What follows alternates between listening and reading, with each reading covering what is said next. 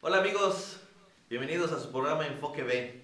Seguramente ustedes han escuchado este versículo, o se lo han memorizado, o lo han enseñado en su iglesia, o quizás en algún estudio bíblico. Instruye al niño en su camino y aun cuando fuere viejo no se apartará de él. Ese es el tema que vamos a ver hoy y vamos a tratar de ver en su contexto y de acuerdo a las leyes de la hermenéutica cómo se debe de interpretar este texto. Para esto yo quiero darle bienvenida como siempre a mis amigos, hermanos, queridos, entrañables, pastores y teólogos que me acompañan. Israel, Ricardo, bienvenidos, ¿cómo están? Muy bien, pues aquí contentos antes de este debate.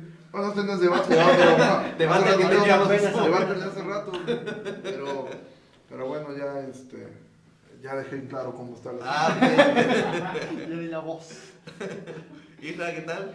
Pues bien, aquí alegre, igual contento y también muy edificante la plática que tuvimos hace ratito. Entonces, Ok. esperamos que algún otro momento lo podamos también Podamos grabar en vivo y transmitir, todo eso, ¿no? Un día. Pero bien. detrás de cámaras. El detrás de cámaras. Se pone muy intenso, pero es muy bueno. Pues este es el versículo que vamos a estar estudiando. Creo que hay muchas personas, sobre todo los padres, que han tomado este versículo como si fuera una promesa de Dios, ¿no? Y en ese sentido llegan a tener esa postura determinista en la que creen que si proveen a sus hijos de ese ambiente cristiano, de ese ambiente de iglesia, pues ellos van a mantenerse sobre ese camino hasta aun cuando fueran ya grandes, ¿no? Pero también aquí hay algo importante que quisiera que empezáramos platicando respecto a este fenómeno que se está dando en las iglesias respecto en contraste a este versículo. No sé ustedes qué ha sucedido en las iglesias que han estado y cómo pueden decirnos su experiencia respecto a esto, sobre todo cuando vemos que los hijos de creyentes se apartan, o aún más cuando hay una carga sobre los padres que están en el liderazgo o como pastores y sus hijos son los que se pierden también, ¿no? Y aún también ese fenómeno de cuando llegan gente nueva, nuevos conversos, y normalmente por esta tendencia de no haber instruido a sus hijos desde pequeño, llegan solos a la iglesia y sus hijos pues están en otro lado, ¿no? ¿Qué nos pueden platicar acerca de esto? Yo crecí en la iglesia desde los 7 años de edad, ya hace un ratito. Y bueno, sí me tocó ver, ¿no?, compañeros que de la escuela dominical y eso, que actualmente pues pues no profesan ya una vida piadosa. Realmente creo que son los menos los que siguieron. Me ha tocado ver hijos de pastores crecer bien y aún seguir los caminos de sus padres, bueno, de su padre como pastor. Me ha tocado ver otros hijos de pastores que se pierden en el tiempo. Y sí, o sea, y a veces he visto padres que se han esforzado mucho y pues los hijos como que no hay algo, y otros padres que pues nunca, que fueron negligentes en esta parte, y pues al final del día el resultado pues es evidente en esos hijos. Peor aún cuando aún están en la iglesia, pero cometen, o sea, no llevan una vida piadosa aún cuando están dentro de la iglesia, ¿no? Sí, sí, sí, Que es sí. el caso de muchas noticias que se ven y se escuchan respecto a quienes están llevando quizás una iglesia y terminan acusados de algún tema muy delicado, ¿no? Israel, ¿como algún...? Pues yo no, en particular, como decía, no me acordaba de algo.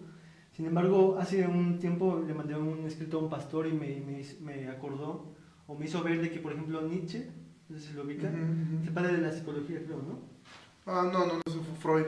Pero Ah, Nietzsche fue un pensador, un filósofo que influenció muchísimo el pensamiento nazi. ok, él me decía que él era un hijo de pastor, yo no sabía. Y él, sin embargo, tuvo una adversión constante contra Dios. Entonces, ese es un ejemplo claro en la historia de esta persona que fue instruida por hijos de padres cristianos, de un pastor. De hecho, muchos artistas Sí, también, ¿no? actualmente, por ejemplo, me viene a la mente Katy Perry. Katy Perry, creo que un rockero. Bueno, rockero soy Marilyn productor. Manson. Ajá, hijos de pastores, o sea, de hecho en Estados Unidos es muy común que muchos de los artistas pop provienen de iglesias, o sea, ahí se forman musicalmente y brincan a la fama y terminan siendo totalmente... Por ejemplo, creo que el caso de esta cantante Katy Perry, yo he escuchado a sus padres, y sus padres son ortodoxos, predicando, ella misma en su biografía cuenta de, o sea, que ella creció así con muchos límites, con mucho esto no. Digo, habrá que ver, sabe, pero ella dice que creció con muchos limitantes. Y bueno, el resultado hasta ahora visible, oremos que el Señor le alcance, ¿no?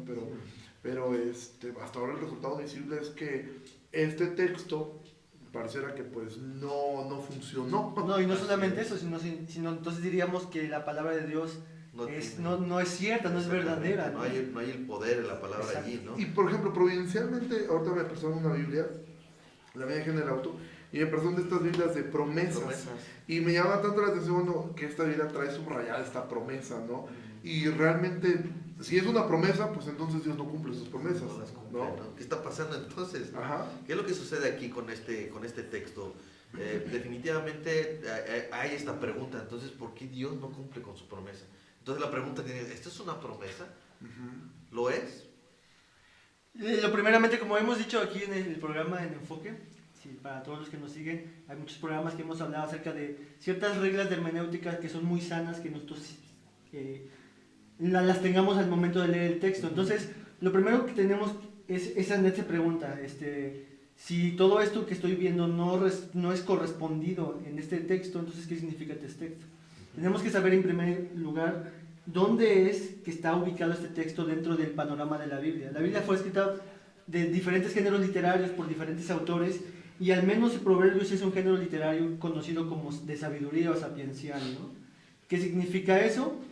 En Proverbios capítulo 1 nos dice precisamente por qué, qué significa. ¿Cuál es el propósito, ¿no? ¿Cuál es el propósito de este libro? Y me gustaría leerlo. Uh-huh. Tú tienes otra versión, ¿verdad? Que es más clara. Sí, pero si quieres leerla y doy el... Ok, en Proverbios capítulo 1 dice, los proverbios de Salomón, hijo de David, rey de Salomón, para obtener sabiduría y doctrina, para conocer razones prudentes, para recibir el consejo de prudencia, justicia y juicio, para dar sagacidad a los simples y a los jóvenes, inteligencia y cordura.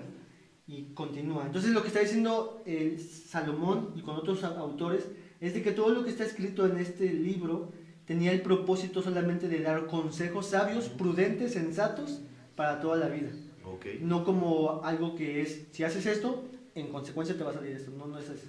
De hecho, me gustaría leerla en la Nueva Traducción Viviente para que la gente pudiera quedarle un poco claro. Uh-huh. No es que sea diferente, pero a lo mejor les puede quedar más claro. Dice, el propósito de los proverbios es enseñar sabiduría y disciplina y ayudar a las personas a comprender la inteligencia de los sabios.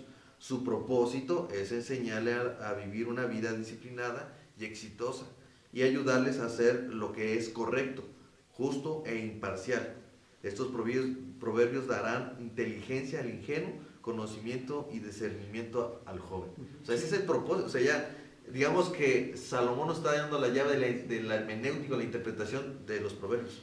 Sí, y es que es bien importante, digo, antes de entrar a esto, volver a recalcar la importancia de entender los géneros literarios. Por ejemplo, nosotros en la iglesia estamos estudiando el libro de los Hechos. Hechos es un libro histórico, no es un modelo de que la iglesia así tiene que ser. Que es lo que mucha gente adopta y dice, no es que la iglesia... es como, o sea, hay principios, evidentemente hay mucha sabiduría en ver cómo actuó la iglesia, pero no significa que sea un modelo al cual la iglesia tiene que imitar completamente, porque no estamos viviendo en Jerusalén bajo el yugo del Imperio Romano ni en estas ciudades. Entonces es un libro que nos está mostrando la transición de lo que era el judaísmo, la transición hacia la iglesia, porque si tomamos como un modelo, bueno, entonces vivamos en comunidades, hagamos votos como los que hizo Pablo, o sea, entonces no es un modelo, es un ejemplo, es un libro histórico. En el caso de los proverbios, es un libro que nos está dando sabiduría, no es un libro dogmático, no es un libro de que o haces esto, o evidentemente hay asuntos que son... Que por ejemplo, Proverbios 7, donde habla de la mujer que está casando a este hombre, bueno, es el problema de adulterio, ¿no? De fornicación, eso es un pecado. Pero de ahí en fuera es un libro que nos está dando sabiduría, pero es muy importante poder tomar los libros en su contexto, porque si no la gente a veces sufre, decir, bueno, es que, por ejemplo, aquí dice, la blanda respuesta quita la ira. ¿Y cuántas veces ha pasado en una discusión donde uno de los dos, a mí me pasa mucho, o sea, está discutiendo alguien, yo doy una blanda respuesta, ¿sí? Y la gente no se calma, o sea, se pone peor, ¿sí? Entonces, No es que la Biblia no funcione, es que es un principio de sabiduría, no, pero no es que así va a ser. Ok, en ese sentido, retomando quizás un poco de lo que tú estás hablando, es, de cierta forma, la idea no es que cuando tú hables más despacio, la discusión se va a acabar. Claro. Lo que estás diciendo, que es mejor que sea uno el que se aire, pero no los dos, porque seguramente terminarán algo peor de lo que te imaginas, Claro. ¿no? Entonces, en eso es sabiduría. Claro. Tan solo en eso, ¿no? Entonces, retomando esta parte, entendiendo ya lo que Salomón está diciendo desde el principio, él está diciendo, mira, el propósito de estos proverbios es dar sabiduría y es que la gente pueda ser entendida y aún los jóvenes puedan hallar este entendimiento, ¿no? Me gustaría nada más añadir algo Ajá. porque podría quizás alguien preguntarse, bueno, si eso es como un refrán, uno de refranes o de dichos, entonces es palabra de Dios, claro, porque según a Timoteo dice que todas las palabras, entonces tenemos que asumir uno que es dichos sabios y otro que es un consejo de Dios que es necesario para nuestras vidas, ¿no? Ok. Bueno, ahora vemos y entendemos, no sé si se respondió ese claro, no es una promesa de Dios. O sea, no Así es una es. promesa en el que, como tú decías, es una receta que debemos llevar al pie de la letra y seguramente vamos a tener un resultado. No, en ese sentido no es una promesa, sin embargo, si aplicamos estos consejos, adquiriremos sabiduría y lo más, lo que usualmente puede suceder o producir es un buen resultado, ¿no? Ujú. Entonces, Proverbios 22:6 no nos exhorta a ser diligentes, nos exhorta, perdón, a ser diligentes en la crianza y a seguir el mandamiento de Dios. Quizás aquí lo que debemos mirar es respecto a la crianza, entonces. O sea, este texto nos está hablando de la crianza y de nuestra diligencia y de la sabiduría que debemos de tener respecto a cómo debemos guiar y enseñar a nuestros hijos en una edad temprana, porque eso es lo que miro allí, ¿no? Ahí está el consejo. Mira, instruye a tu hijo desde pequeño y aun cuando sea viejo no se apartará de él. ¿Cómo podemos aplicar entonces esta palabra? Conforme Quizás a la luz de otros textos. Ajá, a la luz de otros textos, tenemos que ver entonces que para Dios, y al menos en este consejo, es muy importante que nosotros podamos ser diligentes en nuestra crianza a nuestros hijos. Creo que una vez lo compartió Ricardo en la iglesia, uno de los principales llamados es, obviamente, el llamado a la salvación, el llamado a casarte, son cosas importantes, y la crianza. Esas tres cosas ya las tengo yo, tú las tienes. Entonces, Dios, a través de su Espíritu Santo y inspirando por todos lados con ejemplos, con consejos, con dogmas, doctrinas, nos impulsa y nos anima que debemos ser muy diligentes en la instrucción de nuestros hijos. ¿Por qué? Conforme al panorama de la Biblia, lo que tiende el niño pequeño es a decir mentiras, ¿no? Yo no le voy a enseñar jamás a mi hija a decir una mentira, pero ella de forma natural va a decir las mentiras. Entonces esta parte y toda la Biblia nos enseña a que yo debo de instruir a mi hija, es decir, guiarla, apuntarla hacia las cosas que son mejores para la vida. Yo tengo una pregunta, Israel, porque aquí pudiera decir, no, pues yo estoy instruyendo a mi hija o mi hijo.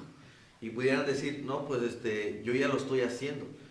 ¿Hay una instrucción particular de la cual deberían de guiarse los padres o es aquella que recibieron de generación en generación como la doctrina de la chancla voladora? ¿Cómo es? Es efectiva, pero no sé si está en la Biblia. Sí, nunca encontramos eso de aplica la chancla voladora, ¿no? Que parecía que daba vuelta, ¿no? Sí. No sé si ustedes pasaron. No, ¿cómo se nota que no tengo hijos? ¿Va? No, pero no nunca he tenido nunca. ¿Viste la chancla voladora? No, sí, yo recibí batazo también. Batazo de plástico. Sí. Yo creo que es importante ver esto y algo que es muy llamativo es que hay una promesa hacia los hijos cuando se sujetan a sus padres. Dice, honra a tu padre y a tu madre, que es el primer mandamiento con promesa. No hay una promesa al revés. Por ejemplo, cuando tú lo miras eso en Efesios 5, Pablo dice, obedezcan a sus padres, honra a tu padre y a tu madre, que es el primer mandamiento con promesa, para que te vaya bien. Y ustedes, padres, no provoquen a sus hijos, sino críenlos en disciplina y amonestación del Señor. Y no hay una promesa. O sea, hay un mandato hacia los padres, instruyan, no lo provoquen a ira, ¿sí? Que ahora hay que decir esto, que no provocar ira no significa que si tú a tu hijo adolescente le quitas el Xbox, claro que se va a enojar, y claro que se va a irar, y claro que se va a poner como loco. No está diciendo Pablo, no le quites las cosas, porque después va a decir, sino criarlo en disciplina y amonestación del Señor. Si tú levantas a tu hijo temprano para hacer quehaceres, obviamente se va a enojar porque lo paraste de la cama, pero eso es lo que la Biblia está mandando a hacer. Sin embargo, no hay una promesa ahí. No existe una promesa de esto lo va a llevar a la salvación, porque la salvación es del Señor. De hecho, uno de los temas principales de Efesios es la predestinación, lo habla en el capítulo 1. Sin embargo, cuando un hijo honra a su padre, a su madre, es porque algo del Espíritu está produciendo en él de honrarlos, y entonces hay una promesa de largura de vida, que no significa que va a vivir muchos años, sino que los va a vivir plenamente. Entonces, la Biblia no da una promesa a los padres por hacer bien su trabajo, sí da una promesa a los hijos en honrar a sus padres de una forma bíblica. Entonces, creo que esto nos da un poco más de luz del otro texto. ¿Por qué? Porque Pablo bien pudo haber dicho, porque recuerden que si instruyen a su hijo en su camino, no se apartará de él. Pablo no toma esto, o sea, no hace un eco de lo de Proverbios. Sí, no dice, como dice la escritura, ¿no? Exactamente, no hace un eco a eso, simplemente dice, críenlos a ellos en disciplina y amonestación del Señor. Y eso me llama la atención, voy a leer Efesios 6, el versículo 4, que es lo que acabas de leer, pero en la Nueva Traducción Viviente, para que pueda ver un poquito más claro. Dice: padres, no hagan enojar a sus hijos con la forma en que los tratan, más bien críenlos con la disciplina e instrucción que proviene del Señor. O sea, en principio ya nos está diciendo cómo hacerlo, claramente, ¿no? Y de dónde proviene esa instrucción. Lo que tú decías, ¿no? No es de así me instruyeron mis papás, así me corrigieron, así me disciplinaron, y yo por lo tanto voy a hacer eso mismo contigo, o voy a inventarme algo de cómo hacerlo, sino el principio es, vas a instruirlos siempre en comunión o en comunión con todo lo que la Biblia nos enseña de cómo Dios nos disciplina a nosotros, así yo te debo disciplinar a ti, mi hijo. Okay. Así es, y por ejemplo me gustó mucho la versión que leíste, no hagan enojar a sus hijos con la forma en que los tratan, y eso muchas veces es, si tú sobreproteges a tus hijos, porque alguien me preguntó, bueno, ¿por qué Pablo, de todas las cosas que le pudo haber dicho un padre, le pudo haber dicho, no sean injustos con sus hijos, no sean duros con sus hijos, no dejen de proveer a sus hijos? De todas las cosas que Pablo pudo haber dicho, él dice, no los provoquen a ira. En Colosenses, que es la carta gemela de Efesios, dice, no exasperen a sus hijos. Ahora, ¿a qué se refiere Pablo? Lo que está diciendo es, la incongruencia va a provocar a ira a un hijo. ¿Por qué? Porque el padre que le dice a su hijo, no hagas esto, cuando el padre lo hace, eso provoca ira. El padre sobreprotector, en ese momento no, pero en cuanto el hijo se enfrenta al mundo y vea que el mundo no es como eran sus padres, él se llena de ira. Y tantos hijos que están enojados con la vida porque no les va bien, porque están acostumbrados a que todo es fácil. Entonces, por eso Pablo dice, más bien críenos en disciplina y en instrucción que proviene del Señor. Entonces, un padre que es sobreprotector está provocando a ir a su hijo. Un padre que es negligente va a provocar a ir a su hijo. Un padre que abandona a su hijo va a provocar a ir a su hijo. Dicho de otra forma, solamente los padres que crían en la disciplina e instrucción que proviene del Señor son los que no van a provocar a ese enojo que un hijo llega a tener.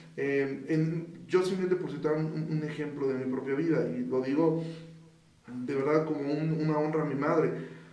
Yo de adolescente, mi mamá era, los que la conocen, muy estricta, demasiado estricta conmigo. Yo algo que nunca le pude decir a mi mamá es, tú me pides algo que no haga. Yo crecí viendo a mi mamá orar, leer la escritura, servir a Dios, negarse al mundo, cerrarse al mundo, tirar la televisión a la basura. O sea, era una congruencia que a mí me enojaba que me restringiera, pero al mismo tiempo yo vi a mi madre hacer todo lo que ella me dijo que yo debía hacer. Eso en vez de provocarme un enojo, que en un tiempo yo odiaba la iglesia, por tengo que decirlo, yo detestaba la iglesia, ahora amo la iglesia. ¿Sí? En su momento era mi rebeldía, pero el ver la congruencia en mi mamá, ¿sí? Una vez una persona me preguntó, es que ¿cómo le hizo tu mamá para que no se enojara contigo? Y yo le pregunté, ¿tú miras televisión un poco? Le digo, eso fue, mi madre fue congruente. Tú no haces eso, yo tampoco lo hago.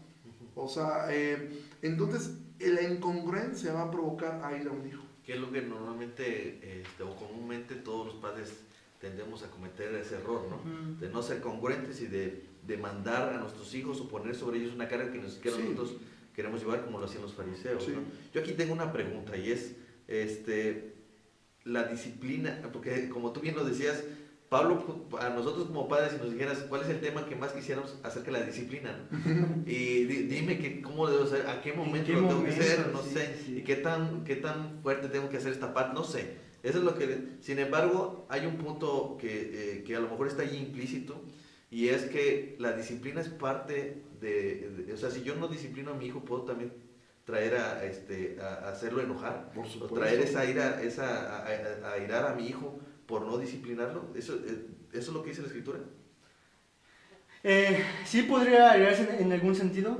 Yo, por ejemplo, miro el ejemplo de Elí, que Elí decidió, por ejemplo, no disciplinar a sus hijos.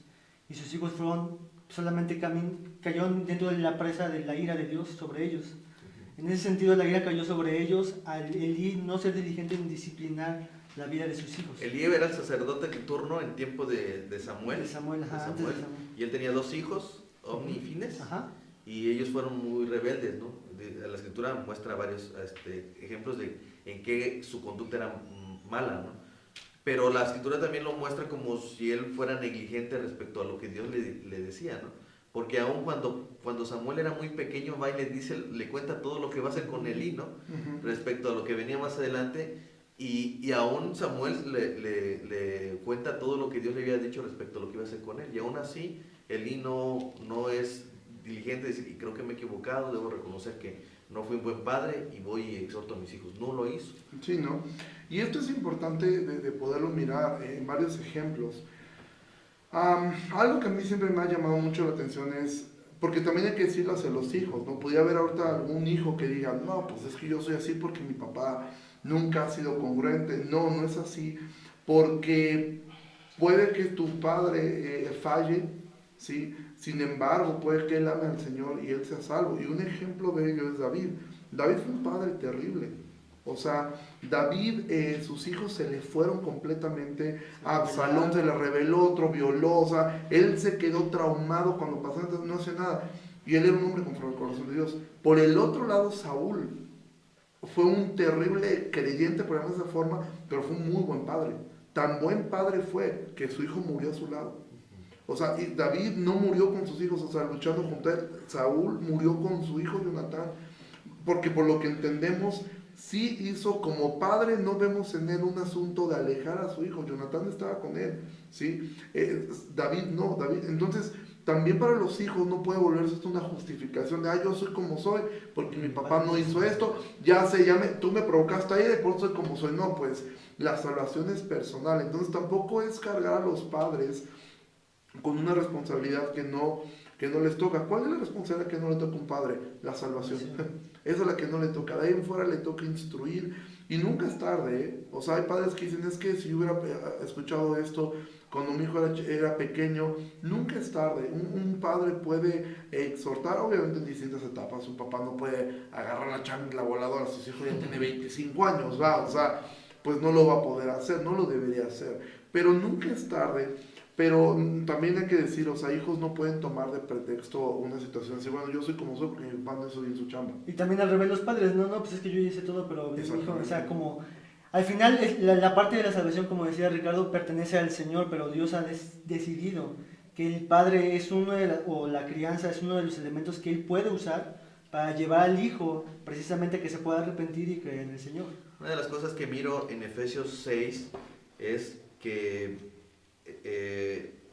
está hablando Pablo y está diciendo a los padres que se basen en la amonestación, en la instrucción que viene del Señor. Eso me hace entender cuál es esa instrucción. ¿Es el Evangelio parte de esa instrucción? ¿O es totalmente el Evangelio la parte de esa instrucción? No, totalmente. O sea, un padre debiera enseñar a su hijo.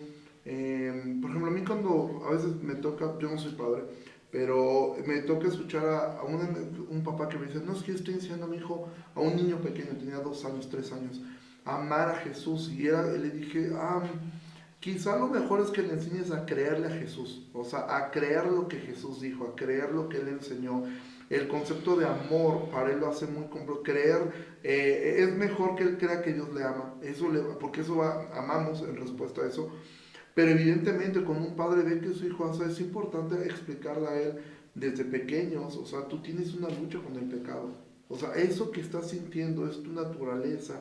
Y es increíble cómo los niños van van entendiendo esto.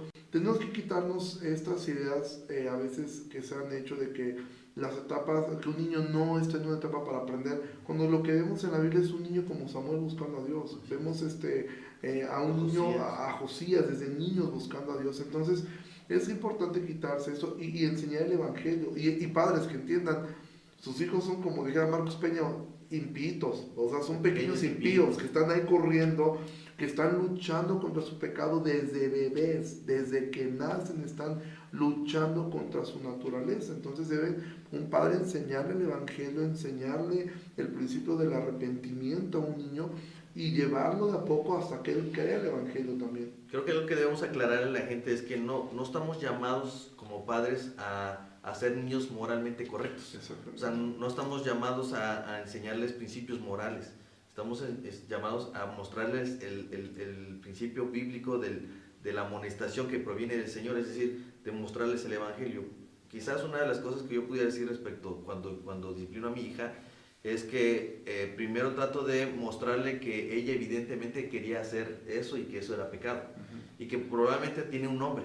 Y quizás ese nombre, en principio, una de las cosas que más suele pasar es que ella es orgullosa y que se quiere resistir a la autoridad, o quizás a veces es egoísta y quiere retener ciertas cosas para ella misma, pero eso tiene un nombre y eso se llama egoísmo, se llama ira, se llama todo ese tipo de pecados, ¿no?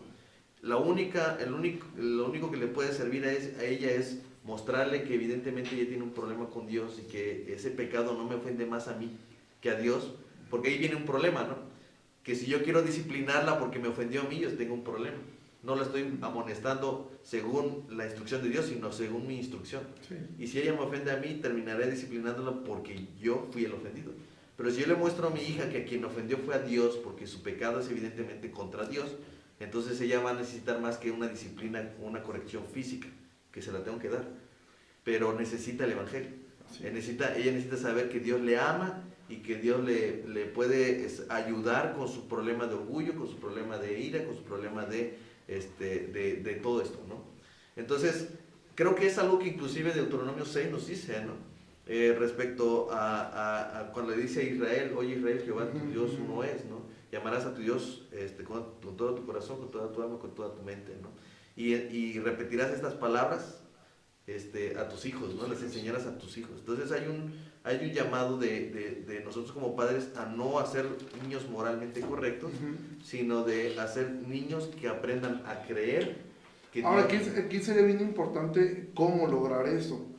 Y siempre es la razón del corazón. O sea, si tú le enseñas a tu hijo, no robes, porque un día te van a cachar y los que roban se van a la cárcel, o no mientas porque los mentirosos les crecen la nariz como Pinocho.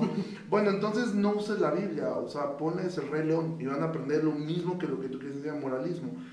Siempre llevarlos a lo que tú... O sea, ¿cuál es la diferencia? Porque al final del día sí enseñamos, o un padre debe enseñar principios morales. O sea, el creyente es un ente, debe ser una persona moralmente correcta. Pero la razón no es para verte bien tú, para sentirte bien tú. O sea, es porque Dios es digno de tu obediencia, porque Dios así lo demanda, porque Dios detesta el pecado, porque esto ofende a Dios. Y eso es lo que hacemos. O sea, entonces, el asunto no es si tú robas te van a cachar, porque puede ser que no lo cachen. El asunto es no robes, porque Dios sí lo vio. Y aunque nadie lo vea, Dios fue ofendido. Y eso es peligroso para tu alma, vivir ocultando el pecado. Eso es, obviamente el niño va a crecer con principios morales, va a ser una persona moralmente correcta, pero va a entender que el moralismo lo puede librar de la cárcel, pero solamente la sangre de Cristo lo libra del infierno. Ya algo que comentamos acerca de la congruencia es precisamente eso, si le estamos diciendo eso a nuestro hijo, porque eso es lo mismo que nosotros necesitamos todos los días. Parte de la disciplina y de Dios que tiene con sus hijos es revelar en sus hijos sus pecados. Hay un texto que para mí es, yo lo veo como parte de la disciplina en la Santa Cena del Señor, cuando dice, por lo cual hay muchos enfermos y debilitados entre vosotros y muchos duermen. Es parte de la disciplina de Dios que ejerce sobre su iglesia, porque está decidido a ejercer disciplina con sus hijos. Y expone el pecado para que ellos puedan correr de las tinieblas nuevamente a la luz de Cristo Jesús. Y entonces le estamos diciendo a nuestros hijos, hijo, has pecado contra Dios y este pecado que tú tienes en tu corazón es precisamente para lo que vino Cristo Jesús a libertarnos, y ese mismo pecado que yo tengo muchas veces, y yo necesito el mismo Salvador que tú necesitas, y porque te amo y porque Dios te ama, me permite ver tus pecados y me permite ahora decirte que estás mal en esto y en esto porque la Biblia dice esto y esto y esto, y ahora yo te voy a disciplinar y a corregir. En este caso puede ser físicamente, ¿no? Entonces, un pastor decía que cuando vemos a nuestros hijos hacer algún berrinche o algún pecado, es un grito de auxilio de parte de ellos para decir, corrígeme, porque necesito una dirección. Y es parte de la gracia de Dios el hacernos ver los pecados de nuestros hijos. Amén. Entonces, hemos aprendido con todo esto que Proverbios 22:6 no es en definitiva una promesa de Dios, pero sí es una forma en que como padres debemos adquirir sabiduría, en ser diligentes en la forma de que vamos, en la forma en que vamos a instruir a nuestros hijos, ¿no? En ese sentido, esa instrucción no viene de lo que ha transmitido generación tras generación, sino lo que la palabra de Dios dice en la instrucción y amonestación que proviene del Señor. Y esa amonestación, esa disciplina y esa corrección es precisamente el Evangelio hacia las vidas de nuestros hijos, con el fin de que no hagamos hijos moralmente correctos como si fueras el fin, ¿no?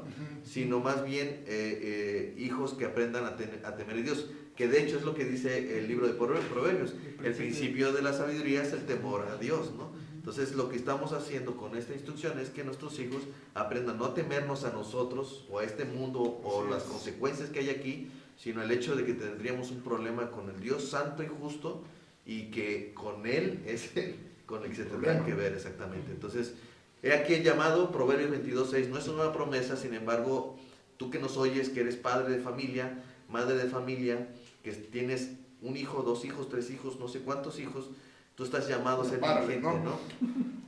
Perdón. Entonces, aquí está el texto. Si tienes algún comentario, te invitamos a que hagas, nos envíes tus comentarios y también nos des tu like, ¿no? ¿Algo más que quieran decir? Yo simplemente terminar con esta parte.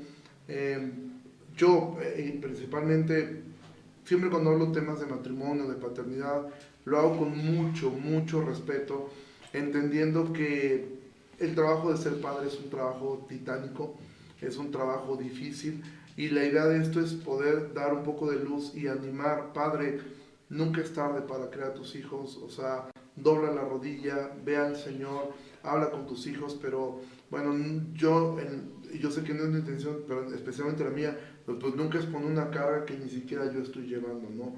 Yo admiro mucho el trabajo de un padre y siempre pienso en lo difícil que debe ser lidiar con el cansancio, lidiar con tu propio pecado, con el pecado de tu esposa, luego, porque finalmente una familia es un conjunto de pecadores viviendo bajo un mismo techo. No, lidiar con el tuyo es difícil, lidiar el de 4 juntos, 4 pecadores corriendo en una casa. Entonces, pues esto es con amor realmente, ¿no? Y poder ver luz en la palabra de Dios para ser sabios. Aunque el texto que vimos hoy no es una promesa, yo quisiera así dejarles a los que nos escuchan una promesa de parte de Dios. El llamado de Jesús a sus discípulos fue: vayan y hagan discípulos. Y en realidad la paternidad y la crianza es hacer discípulos. Y la promesa que Dios le dijo a sus discípulos fue de: yo estaré con ustedes todos los días. Así que en esa crianza de nuestros hijos Dios ha prometido estar con nosotros, y necesitamos tanto para criar a nuestros hijos. Así que la promesa de Dios es, aunque es difícil la crianza, aunque tenemos a veces quizás éxitos o momentos difíciles, pero Dios ha prometido que estará con nosotros en esos momentos. Amén. Pues damos muchas gracias porque nos acompañaron en este tiempo, y nos estaremos viendo en el próximo programa con nuestra serie Textos Fuera de Contexto, y seguiremos platicando en la siguiente sesión. Les damos muchas gracias, y esto fue Enfoque B.